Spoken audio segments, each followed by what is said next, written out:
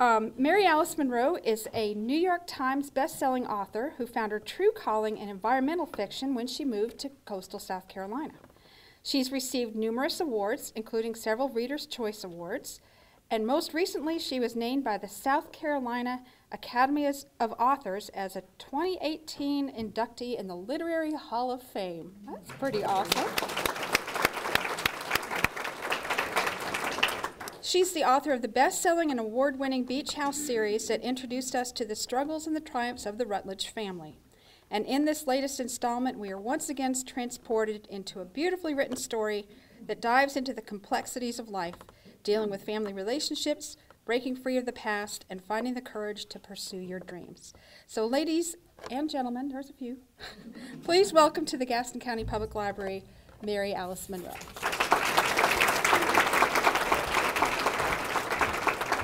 Thank you so much.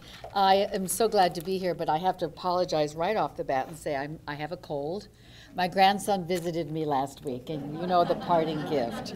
So and I hate summer colds, but I'm going to hopefully not have to cough and sneeze too often. But bear with me. It's a real pleasure to be here today. Also because I'm now relatively a new neighbor. I now have a house in Tryon, North Carolina. So we're relatively close. I still have a home on Isle of Palms, and we'll be dividing my time, but I love the mountains. And also, I hate hurricanes. Truly.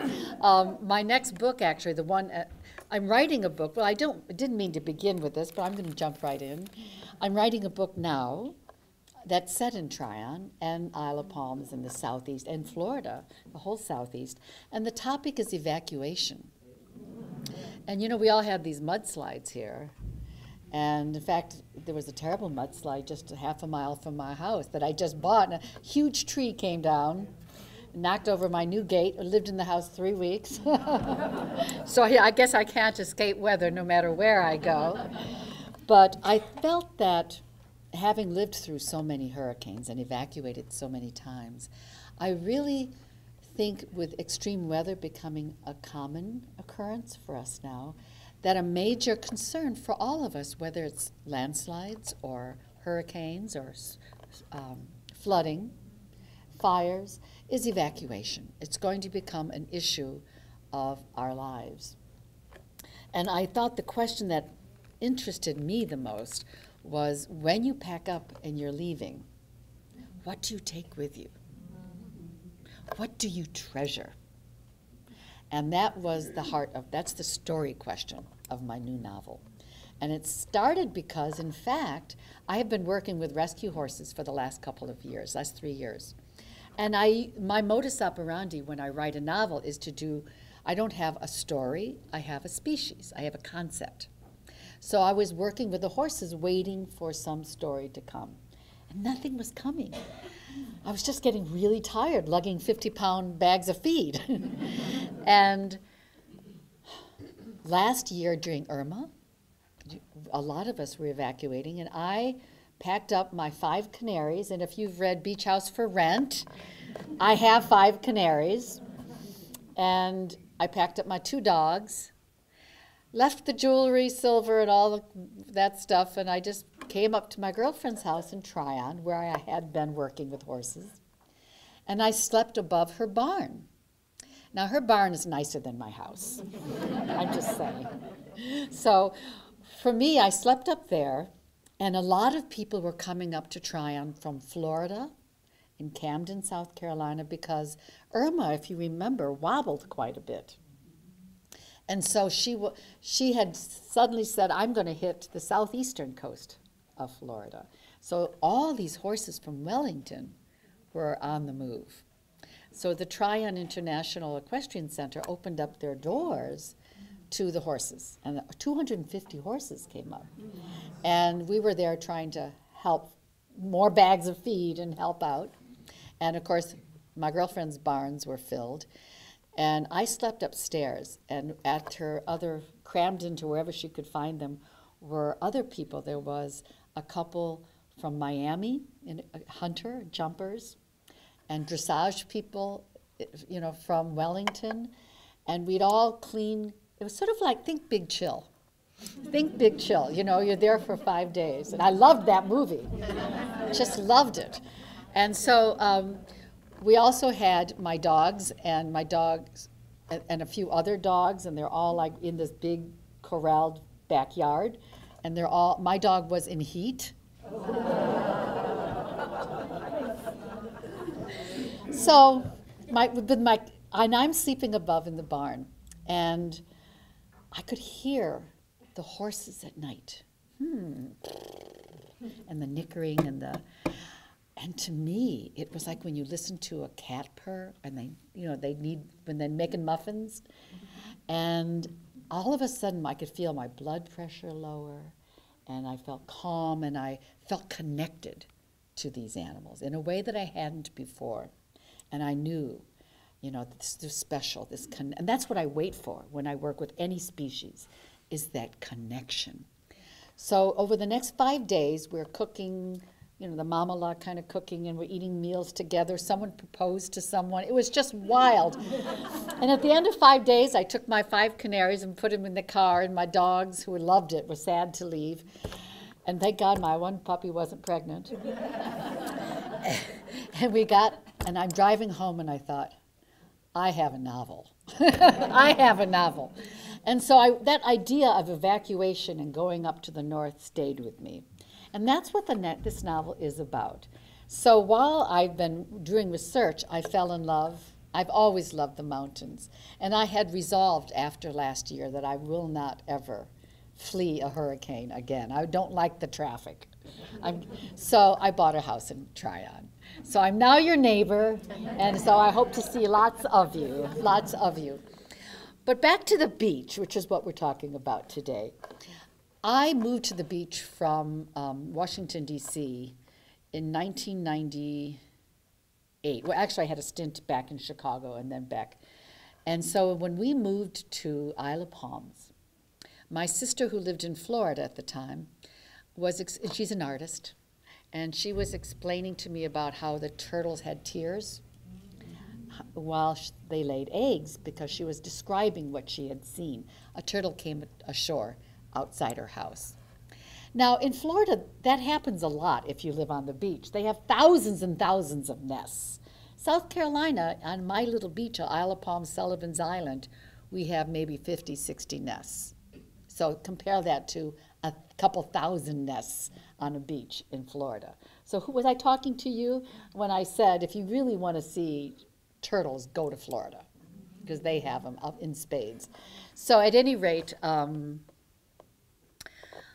was so captured by the image of tears and the metaphor of a mother giving birth and eggs, that whole laying eggs, crying, that I knew I had to write a novel. So the very first thing I did was join the Island Turtle Team of Isle of Palms, Sullivan's Island. And over the course of that summer and the following, I was told, Mary Alice, just get your license. You hear all the time anyway. Because when you get your permit license, you're able to make the decisions to protect the nest, to move the nest and everything. And during those 2 years, I became aware of issues facing these ancient mariners that we have resolved much of it today, but back in the 98, 99, we hadn't. And it was light disorientation, the turtle excluder devices that they put on the shrimp nets so that the turtles don't drown. And I was also very struck by the visitors who came to our beach to wait for the nests to hatch. And they had so many questions.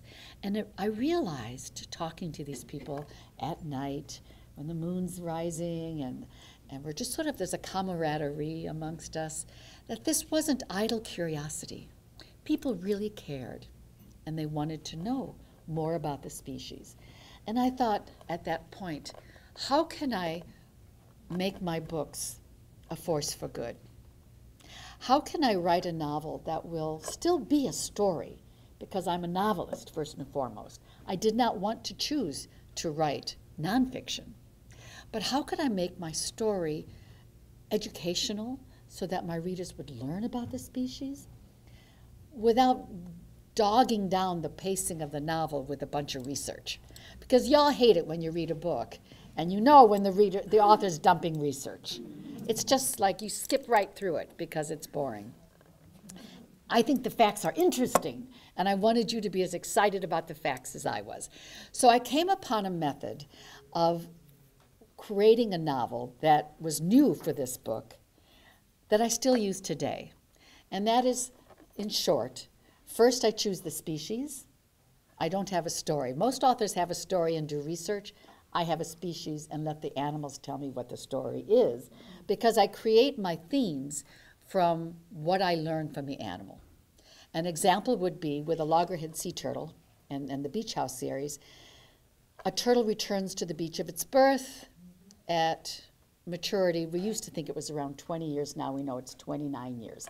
But the turtle returns home to her birthplace to lay her nest. So I knew someone in the novel would be coming home. When she lays her eggs, she digs that hole down 20 to 24 inches deep with her rear flippers, and she lays 50 to 150 leathery eggs into her nest, covers it back up with sand, and then camouflages her nest by throwing sand everywhere. And as a reptile, her biological model is to go back to the sea and never return to the nest. But for human parallel, I'm thinking that's abandonment. So I knew that it would be a theme in my novel. So you see how I create themes from what I learned from the animal, because by doing that, I can then further create characters, plots, of course, setting, to enrich and deepen the story, but also to educate you through the power of story without having to point my finger and tell you things. Because that's not why you're reading a novel. I want you to care about the people when you read my novels.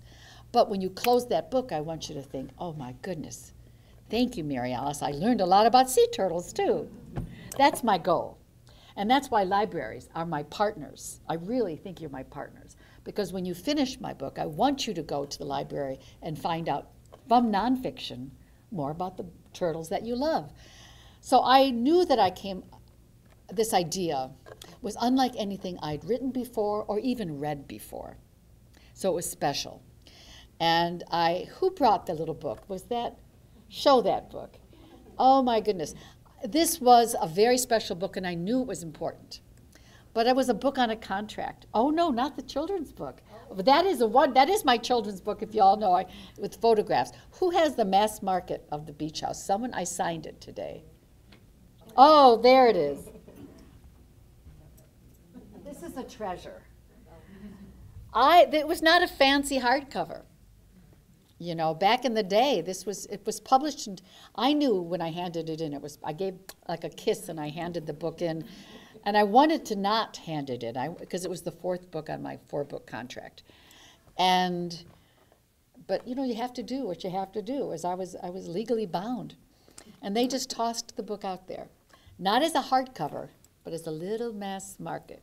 $6.50, you know? And I knew it was special, and it was the book of my heart. And they always say, write the book of your heart. And in fact, if you look at the reason why this one is very special is it went to print so many times because no one was more surprised than my publisher than how successful it was. But when we took the picture in the back, it's usually just the face. But because I was a member of the team was so important, and this is about turtle teams, it's a picture of my team. So this is a real collector's. You should go online and try and find these, or these old books or used bookstores and get one of these. You can't buy it anymore. So that book went out there, and I did old school. There was no internet in 2002, no social media to promote a book. It was old school. Word of mouth, which is the best way even today.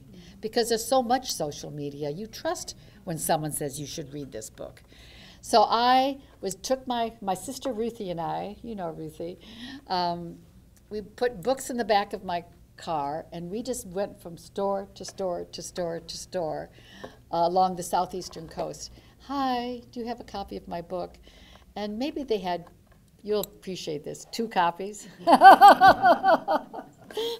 And on the way, excuse me, and I apologize for that. Thank you, Wesley. On the way, I was in a bookstore and my editor called, and it was my first New York Times hit.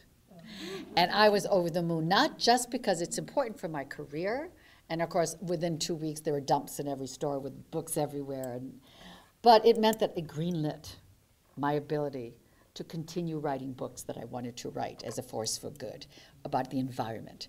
And I am an environmentalist, but I had believed in, and this supported and proved that through the power of story, I could bring awareness to these species. And also, I get to also continue working with animals, which is my true passion. I don't think it's original.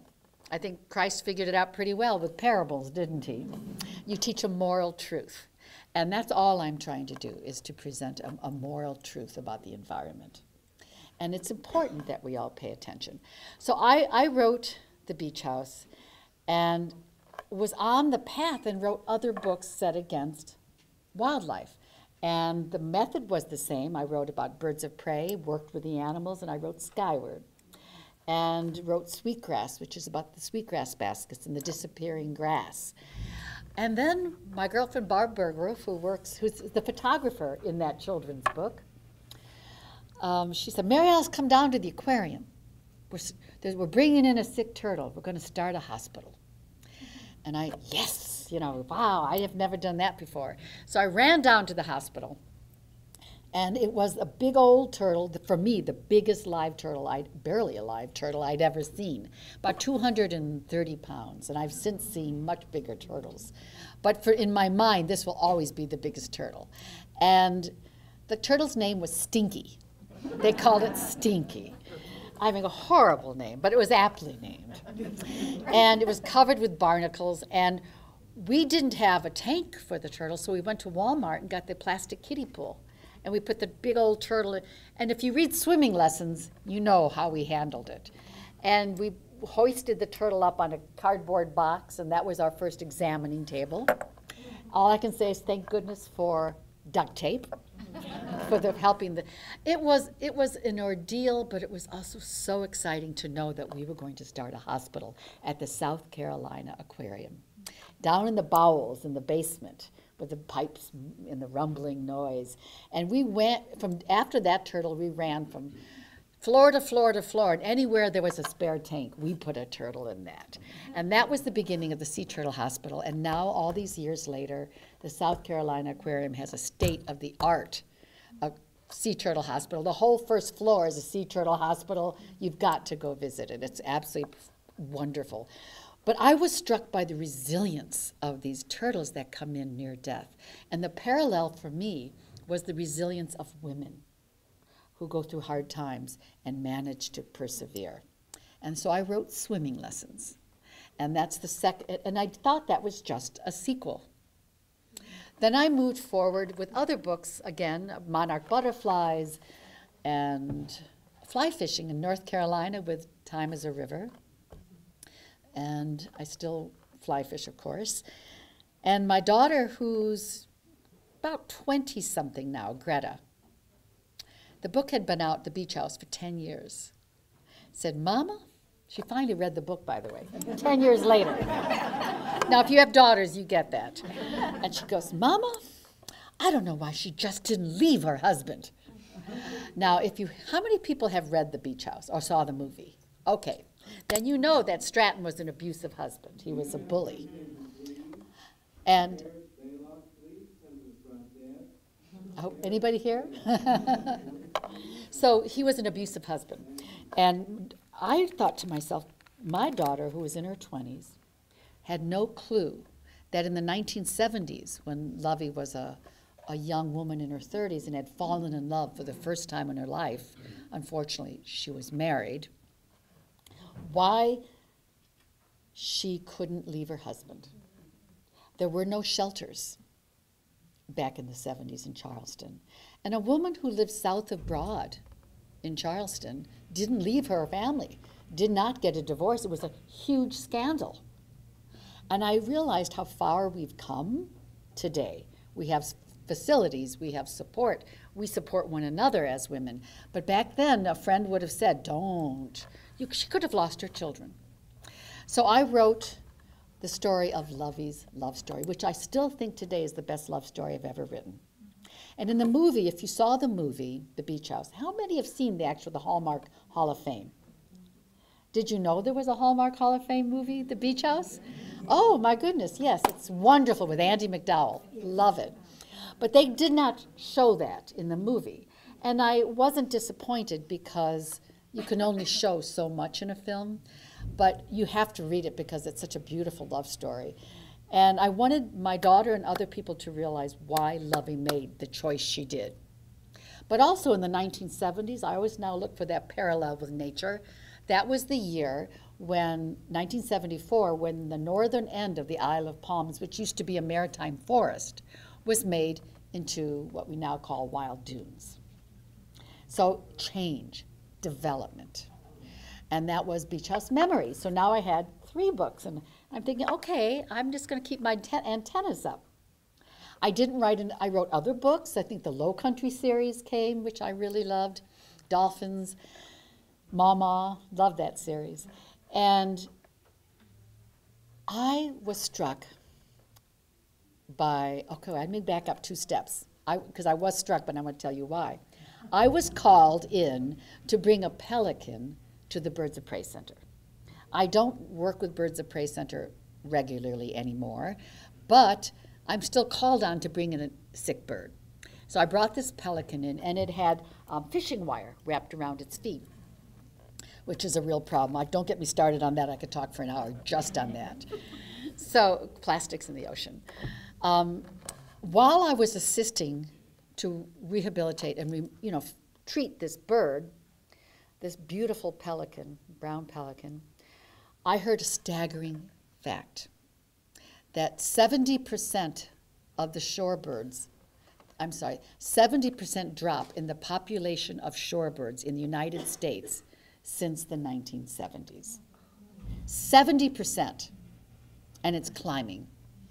Now, I was struck by that. That's what I'm getting at. I was struck by that because I live on the ocean and I work with birds. If I didn't know that, I figured most of my readers didn't either. So when I get that sense of knowing that it's time to write about this species now, it's a kind of a zing. I really feel it. And it's hard to explain, and it's intuition. And everyone in this room has that power. And it's not woo-woo. It's like if you hear the phone ring, I always use this example, and it's your child, and you say, oh, that's my daughter. And it is. You're not so surprised. And you don't even question it, you just accept it. That's your intuition at play. And back in the day of shamans, we had this power a lot. It was very strong. But I think because we live in a technological world and we're embarrassed to say we use our intuition, that it's called woo-woo. It's not. Because I've worked with animals for over 25 years, and you trust your intuition almost exclusively when you work in the wild. So when I get an idea that it's time to write about this species now, as opposed to maybe hummingbirds or manatees or whatever the next species, bees, there's a long list of animals I want to write about. But it's like, no, it's time now, and I don't question it when I feel it. So at any rate, I knew I had to write another book set against shorebirds, but to place it on the beach. And because I placed it on the beach, I thought I'm going to go back to the Rutledge family, this historic family, because my readers love that. They're starting to love this people. So I wrote Beach House for Rent. So this is a story, it has shorebirds and turtles in it, but what's become amazing to me as the author of the series, because now it's a series, right? This is number 4. And I never intended it to be a series. It's just when I had something more to say, I wrote another novel about it. But over the course of 2002 to 2014, or 15, last year Beach House for Rent came out, so that would be 2017. My readers became attached to the Rutledge family. And what I've enjoyed and my readers have enjoyed is watching the family grow in age and years over the course of time, because it's just not continuing the next year. No, Kara was 40 in the Beach House. Kara is turning 50 in Beach House for Rent. I wrote that book, and it was a powerful book. I don't know if you've read that. If not, it's a really strong and a highly emotional book. I kind of pulled the rug out from under my readers in that book, right? I see you nodding your head. But I don't ever like to make my readers feel forlorn. I think there's hope at the end. But I thought I would wait a couple more years, and I got so many letters from y'all saying, don't make me wait 2 years. In fact, there's one right back there. Tracy, wave your hand. She's on my advanced team, and they came up with ideas, and they nailed me to the wall and said, here's what you're going to do. And I'm like, hey, those are good ideas. So I also was greenlit for the movie. And that's a whole adventure that was such a delight and a surprise. Andie MacDowell is a wonderful woman, has since become a friend, who's going to visit me in Tryon, by the way. And we'll try and get her back to North Carolina. And she's a truly gifted artist, but she's also a conservationist. And she loves turtles, and a South Carolina girl. So she was very keen to make this movie, and we waited for 3 years for it to be a Hallmark Hall of Fame because we didn't want this movie filmed in Canada. The Low Country is not Canada, and Canada's gorgeous, but it ain't the Low Country. So once it was greenlit to be made into a film, that plus the letters from my readers said, all right, I won't wait, I'll write another book now. So I tackled the next in the phase of the Beach House series, which is called Beach House Reunion, which is the new one. I think of all the books that I wrote, this one is the biggest surprise for me personally. I didn't realize how much I would love this book. Sometimes people think it's my best book. I don't know. I think books reach and speak to people for different reasons at different time. And I sometimes feel like I'm a conduit for something higher coming through me. So I don't try to judge each book. Like you don't judge your children, you love them all. But I will say that the pleasure for me was to step back as the author and look at the series of characters over a period of almost 15 to 20 years. And when I reread The Beach House to study it, because I know if I made a mistake, I would hear from you, I saw a destructive pattern in that family.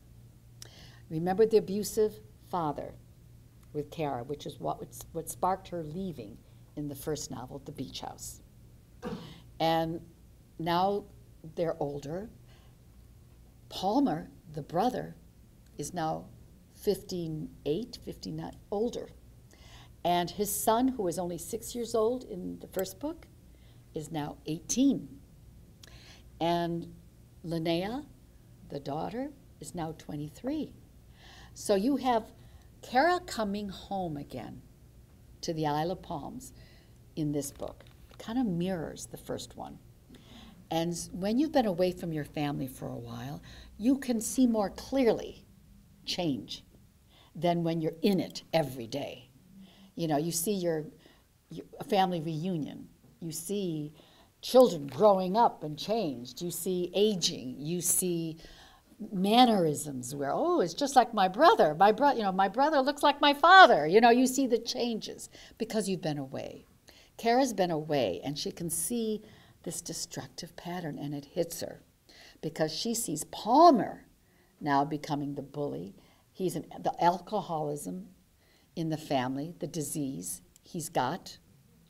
And not only that, but he's starting to model that behavior for his son, Cooper. And his son has a drinking problem. And the women are responding in the same way. And she's thinking to herself, how can I break this pattern in my family? What can I do? And to me, this was a really important issue, especially with opiate addiction right now with our kids. And my husband's a child psychiatrist, and I consulted with him at length with the writing of this book, because this was an important family story. And I made Kara the heroine in this book. She's tough, she's feisty, but rather than react as she had in the other 4 books, combative with her brother, telling him off what to do, this time, when her brother confronted her, "Go on, get out of here. You don't know, go back to your beach house," she said, "I love you. You were there for me when I needed you.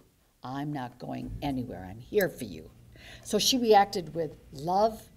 She reacted with understanding of the condition that he had, the modeling that he had with the father, and that gave her compassion.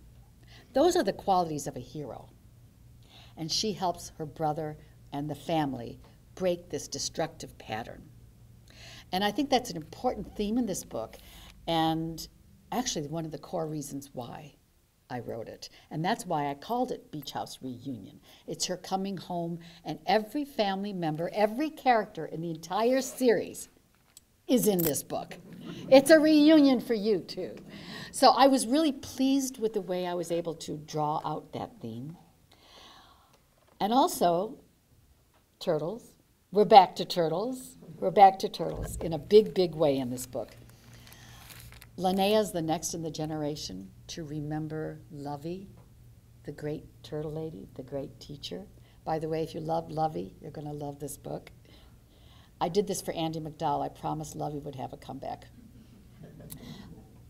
Linnea's story continues to the next generation, what goes on with sea turtles. But also, I brought a turtle back, and I'm going to close with this. Do you remember in swimming lessons? I don't know who's read swimming lessons. If not, it's a fun book. It's the one about the Sea Turtle Hospital. There was a stranding in that book with a turtle called Big Girl. Is that my phone? Oh no, I'm sorry. I thought that usually my son calls me in every speech I make. It's crazy. Mama, where are you? Okay, back to Big Girl. That is my ring. That's probably my son. Big Girl is stinky. When I wrote the novel Swimming Lessons, I couldn't call the turtle Stinky, so I called her Big Girl. And you really loved her. And she and Toy, she's like the vehicle that helped Toy mature. And when her release was a beautiful thing. Well, in real life, because everything I write about is really based on my experiences, and I'm on the board of the South Carolina Aquarium. I think most of you know that. In real life, 2 years ago, when the South Carolina Aquarium team were out in the water some 30, 40 miles out, they were capturing live turtles out there in the Gulf Stream and doing what we call assays, health assays, where they do blood assays, they do measurements. And what is the state of our turtles out there? Well, they captured one turtle with a tag. And guess who it was? Yes, or Stinky. So what was so great was that we knew that 10 years later, this turtle that we released was out there still producing eggs, creating more turtles. It was such a triumph for the aquarium, for conservationists everywhere. So of course I had to bring Big Girl back into the book. So you see Big Girl back in the book. It's such a triumph. There's a lot of turtles in the book, and I think this is a love letter to our relationship with sea turtles. I think it's the best ending I ever wrote. It speaks firmly of my belief in the power of women linking arms. That when we gather together for a purpose, no matter what, friends of the library, for example, when you gather together for a purpose, we can do anything. We really can. Our research from my husband, he tells me, has confirmed that what used to be called in a rather derogatory fashion, women talk. You know how we get together? Turtle teams, book clubs, quilting circles, when women get together for women talk. We now know that this talking, the sharing of information, the support is essential to feminine health, essential to our well-being. So keep it up, ladies, first of all.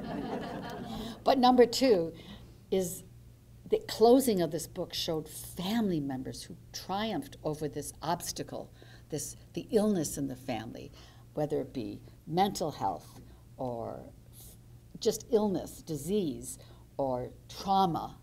When women link arms and hold firm together, we're strong. And that's what I loved about this ending, so I think you're going to enjoy it. It's been a wonderful series for me to write, and I'm not going to stop. I've decided, Jan Carone came out with her 14th. Move over, Jan. I'm only on number 5. She's a lovely lady, by the way.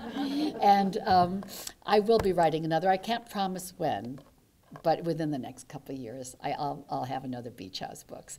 So thank you all very much for letting me talk about my series. Thank you so much.